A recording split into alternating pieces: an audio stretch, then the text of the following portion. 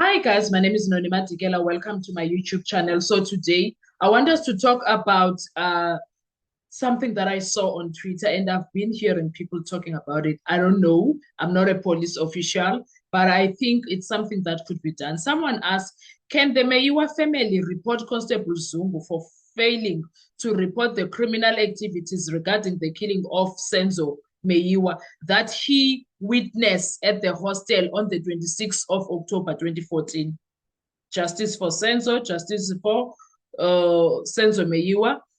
Yeah, now that his father is done, this is what I'm adding to. That person was saying that. I don't know if their direction was going where.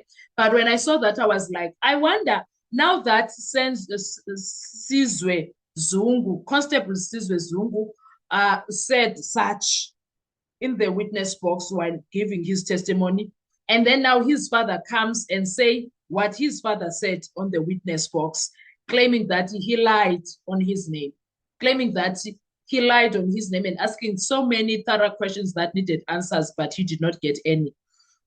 Now that we know that this is just a story, can the Meyiwa family get Zungu arrested if he says that he saw the so-called accused people of killing Senzo Meyiwa being taking part or common purpose vibes whatsoever, planning and stuff? Can the Meyiwa family open a case against him? The answer is yes. The Meyiwa family can report Constable Sizwe Zungu because any person can open a case or lodge a formal complaint against the police officer for failing to report serious criminal activity. Akiri, he says that he was there with them, the people that are there on the dock. He says he was with them, and he says that he admitted, Constable Zungu admitted he witnessed events connected to the murder of Senzo Meyiwa on the 26th of October 2014 at Vosloorus Hostel. If that is true, then under South African law, number one, failing to report a serious offense is itself a crime, especially murder, possession of illegal firearms, conspiracy to commit crime. Every citizen, and especially a sworn police officer, has a duty to report such offenses immediately.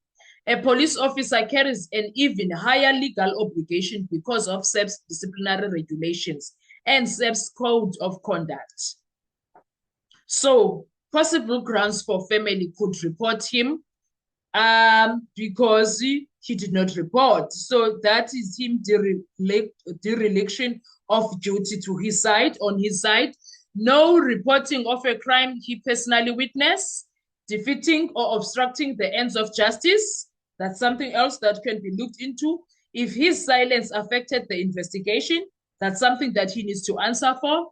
Failure to perform statutory duties. A police officer is legally required to take reasonable steps to prevent crime, report crime, and assist in investigations. Why did he wait 6 years to do that? Withholding crucial evidence for years? Yes, he waited for years. Where can the family report him? They can open a complaint with one IPID, Independent Police Investigative Directorate. They handle misconduct and criminal behavior by police officers. Number two, SAP's internal disciplinary structures for breaches of the SAP's code of conduct. That's where they can also go. Thirdly, laying a charge at any police station. Anyone can open a criminal case for defeating the ends of justice, which is what is needed to be done when it comes to Uzungu at this point, especially after his father came through and gave evidence. There's a catch though.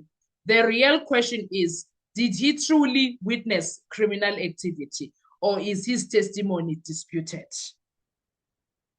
Because if his version is not accepted as factual, or if the court finds inconsistencies, or if he's viewed as unreliable, it becomes harder to argue that he definitely failed to report what he saw. This is why the defense and state are fighting so hard over his credibility. And the bottom line, yes, the Meyiwa can legally report Constable Zungu Whether anything comes out of it depends on 1, whether his testimony is accepted as a fact. 2, whether IPID or SEPS believe he intentionally withheld crucial information. 3, and whether his silence materially obstructed justice in Senzo Meyiwa's murder. That's the things that they need to consider or need to be considered when it comes to that. Did Constable Zungu break the law by staying silent about what he claims to have witnessed as the Phosphorus Hostel at the Phosphorus Hostel on 26 October 2014? And can the Meyiwa family take action against him? Those are the things that we need to check. So that's what in this video we were dealing with. We also checked on the IPID, SEPS, discipline, and South African law about officers who withheld crucial information in murder investigation, especially one as high profile as Senzo Meyiwa case. Okay. Is Zungu in legal danger? Can the family file complaints? What happens next? Let's take a deep dive into the facts, the law, and the consequences. And please don't forget to like, comment, subscribe for more courtroom analysis and Senzo Meyiwa trial updates. So please make sure at all costs, guys, please assist. That's what I'm at. I'm like, guys, they must open that case. If Judge Rata verdict depended on that for 174 application, I think they stand a good chance. They must open the case. Or they should. They should open the case against Uzungu. He must not just chill. He can't be relaxing after claiming such things. He must get that. Now that his father is done, they must make sure they take care of him also. Because what is this? What is this now? They need to deal with it, handle it with care, with caution. And he's also rude. He was very arrogant when he was in that courtroom. Very, very arrogant. He acted as if he doesn't know perjury. It's loading. They must get him arrested. He must answer for his actions. If he doesn't get arrested for this, he must get arrested for perjury. Because his father says he's lying. One of the other things that make it hard for Sizwe Zungu's assertions to be believed, no one from the hostel can come and say, it's me, he's right. No one said so from the hostel. So because of those reasons, he needs to be reported. He needs to pay for him even trying to lie like that. Oh, he needs to pay, guys. He does. He surely needs to pay for his actions. Now, I don't care. He needs to pay. He must be a good boy and pay for his crimes. I don't know about you, but I feel like he needs to pay. Let's talk with comment section. Drop your commentary there and let me know. Do you think that Uzungu needs to pay for what he said there, for all the things that he said? What are your thoughts? I want to hear from you. Thank you so much. I will see you on our next video.